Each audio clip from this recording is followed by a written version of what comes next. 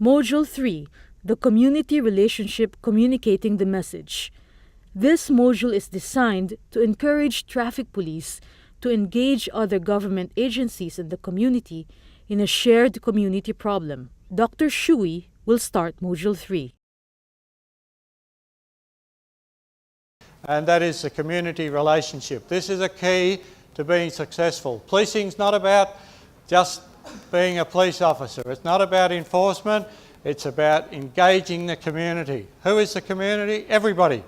Right? We need the community partnerships. We need the community involved. If you don't get the community involved, they will just see the police as victimising your citizens.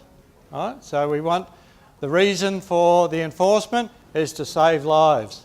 Every time a person is intercepted for speeding, for drink driving, it's about saving lives. It's so your child doesn't get killed, so the parents can send their children to school without fear of them being killed. Right? This is what it's all about. You need to get that message to the community. So we'll talk about, we want to understand the attitude. Why do people drive? Why do they speed? Why do they think they can just go through red lights? This is the culture of driving. We need to communicate positive messages across the community. It's all about key messages delivered all the time from senior police officers and senior road safety people about the message. Why does it need to come from the traffic police officers? Because they are doing the community service. And we need to know how police can best impact upon road safety, because it's a combination of enforcement and education all the time, married together, locked in, enforcement and education.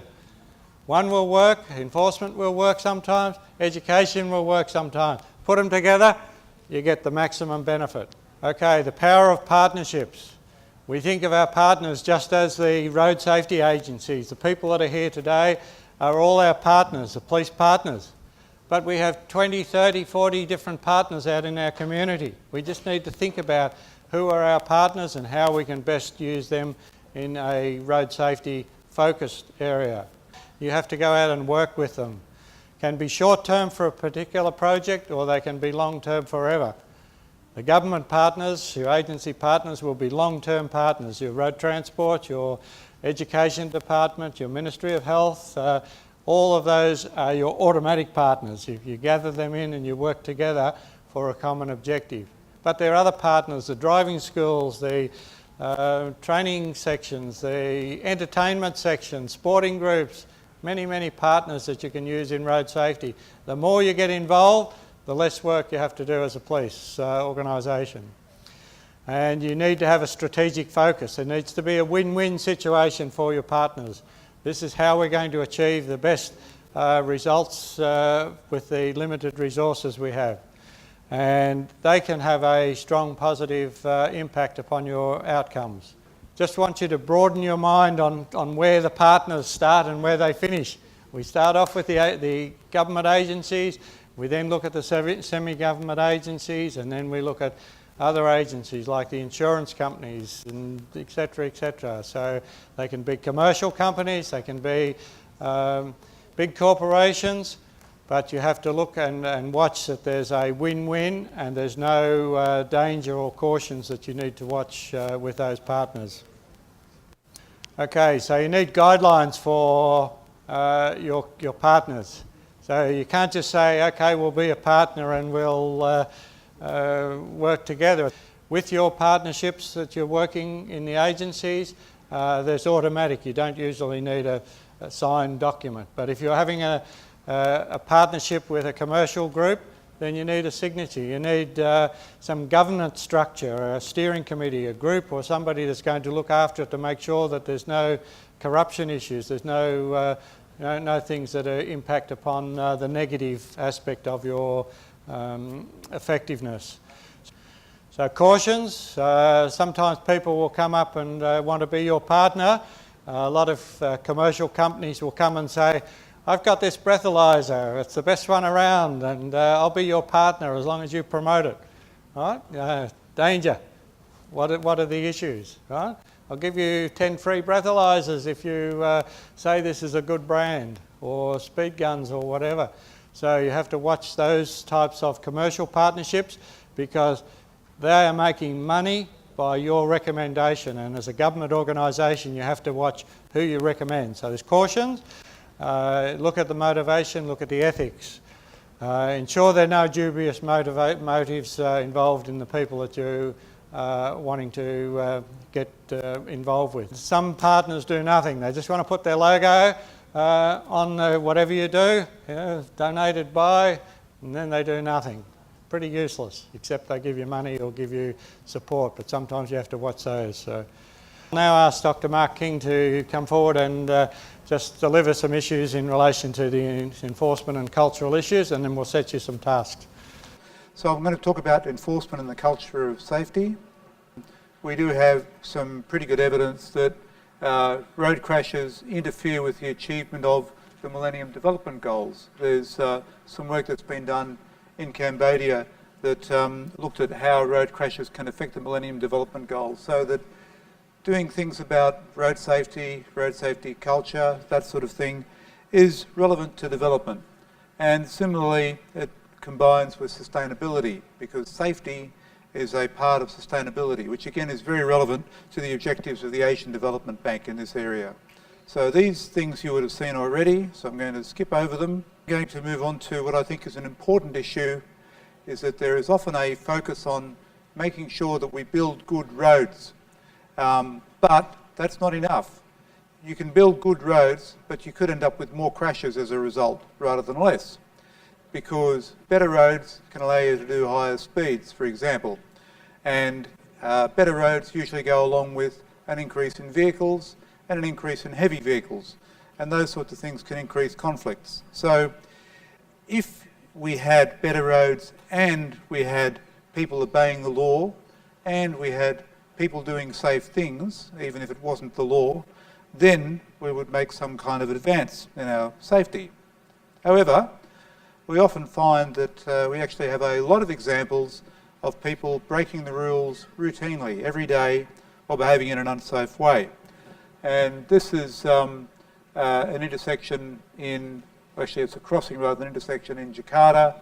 There are actually lines there. These are private security people who are trying to get people across the road to and from the shopping centre, and basically they're routinely ignored. This is an old photo from Thailand.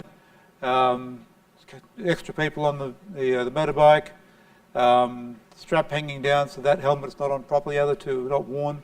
What you can't see is just outside the picture there's a policeman directing traffic around the school, but not actually doing anything about those issues.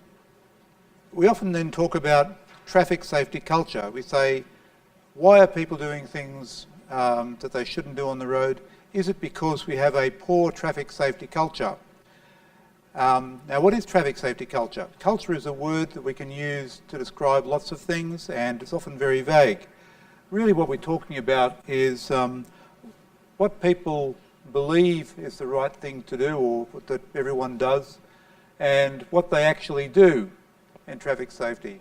And if you go from country to country and from city to city, you'll find that people don't necessarily all act the same way. They've evolved practices that differ, and you even find that in Australia. Australia is a very homogenous country, but you do find differences between states in the way people use the road.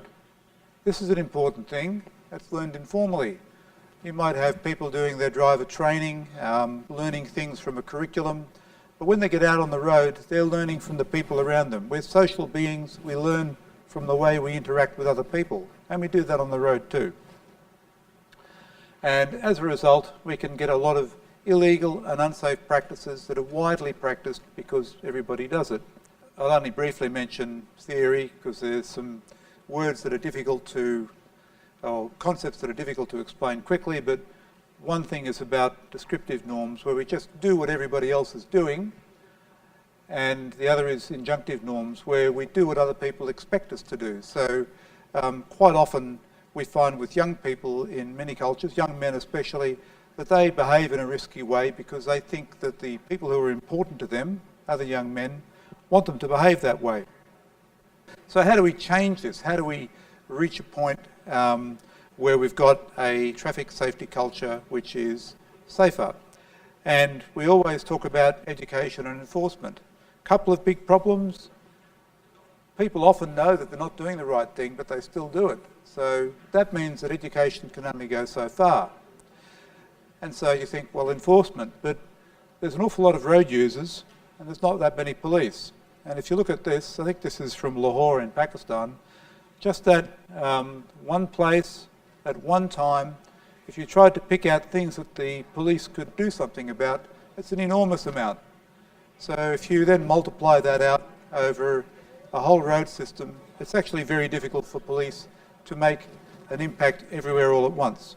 So what we try to do is to be clever about what we do with enforcement, and we use a deterrence approach by deterring people from doing something wrong, so that they don't actually do the wrong thing. Two methods. One is specific deterrence. That means that you do the wrong thing, you get caught, you get a fine, then you don't want to do it again. But that's not a very effective way of doing it, because you'd have to catch everybody and punish them.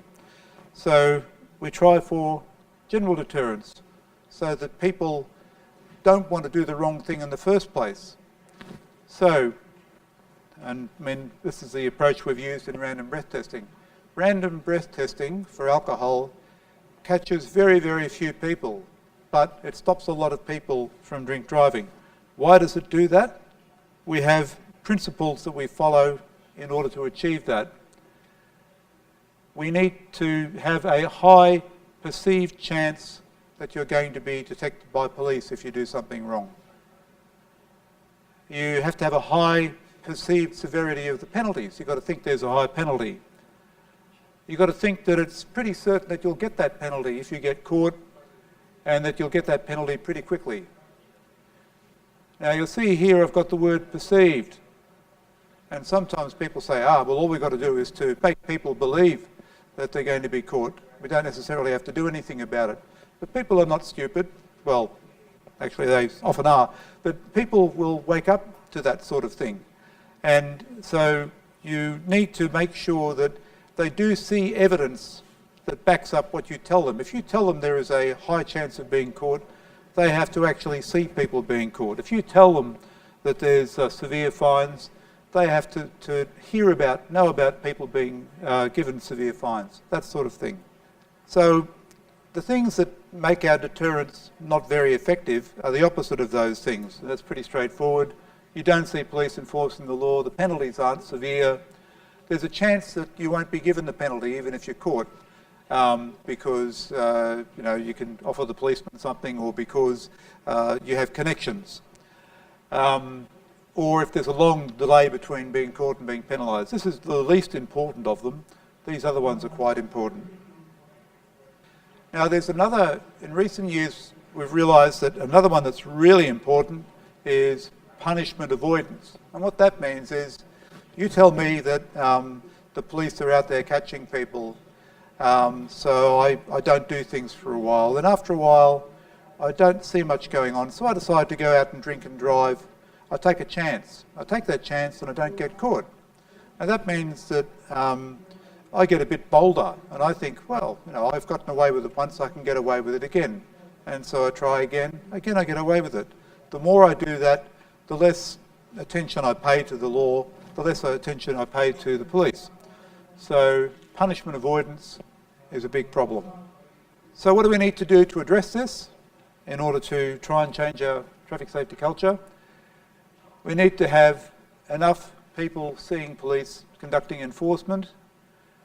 We need to have penalties that are severe enough, which can be difficult in many of your countries, where you've got a big difference between the people who earn a high income and the poorest people. It's easy to have a fine, which is very hard for poor people, but it can mean nothing to somebody who's well off. Not sure exactly how you approach that. There are different ways of doing it. The police must always penalise people. That must be perceived. And you've got to have an efficient penalty court system. And in some countries that is a problem. You can have big delays in the court system.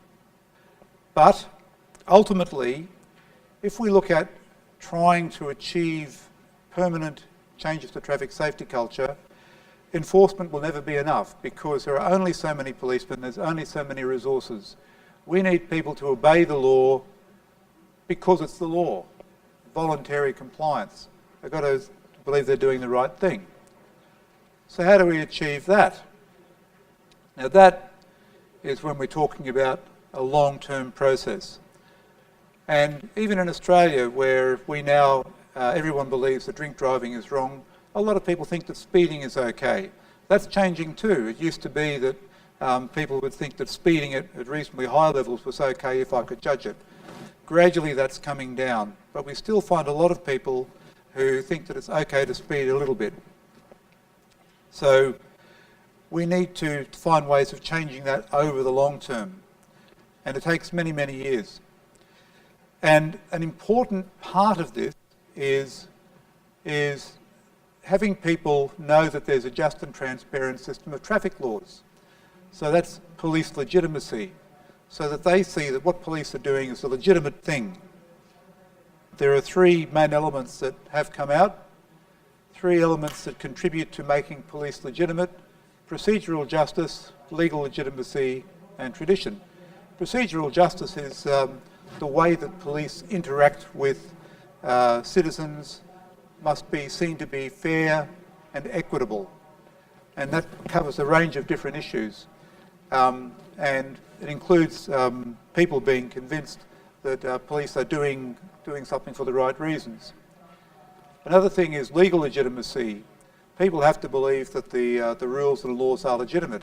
And I think there have been a number of cases in some of your countries where governments have talked about road safety laws and people have protested and had it stopped. They didn't accept the legitimacy of those laws. You've got to have legitimate laws. Also, there's what's called tradition, which basically means what people in your country think about the police. In the Western world, in Europe and in England, going back about 150, 200 years, people didn't think much of police. They thought that they were not much better than criminals. In many cases, they were right. And that changed over time. I think that in many countries in the region, there are some problems for policing as well. If you look at newspapers, you find talk about corruption, those sorts of things. So those things are talked about, and they influence the way people think about police.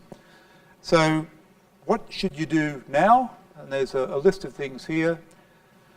Deterrence-based policing, high visibility operations, where everybody who gets caught is penalised swiftly. You need to look at the procedural justice side by looking at police interactions with the public, making sure that they're consistent with the principles of procedural justice, that people think that it's fair and equitable, that they're being treated the same on the basis of their behaviour. There's a need to look at your current laws and penalties. They need to be consistent, sufficiently severe, and able to be justified to the public. The public must see them as legitimate. And you need to have a look at some of those traditions and beliefs about police and start to address them to show how they are no longer relevant. We're asking you, how can your enforcement strategies ensure a high level of driver compliance? So thinking about how you would do your enforcement in order to meet those criteria, and then list and discuss 3 practical strategies which will work in your country. Every country is different. You have to think about what you can actually do, because this is about action, this is about doing things. The next issue is looking at your partnerships. So you look at how many partnerships you've got and how you can improve them.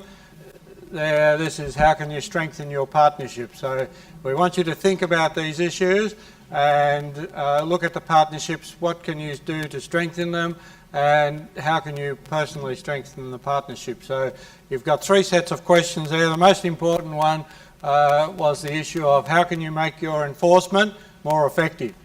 Can you think of some ideas to make them more effective?